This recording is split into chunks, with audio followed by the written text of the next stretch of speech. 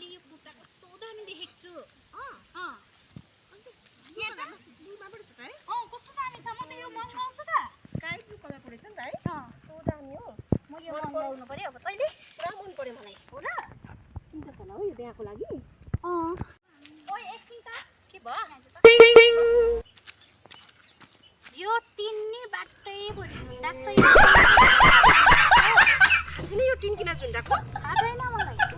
हुँदैन हौ तँलाई त यहाँ युएसबी लेखेको छ के लेखेको छ रे युएसई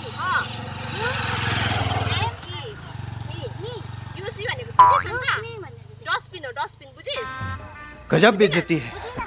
डस्टबिन भनेको चाहिँ नि यो टिप त बुझिनस् अरे यो टिप त्यहाँ हाल त यसरी चाहिँ युज गर्नुपर्छ भनेको बुझ्यौ अब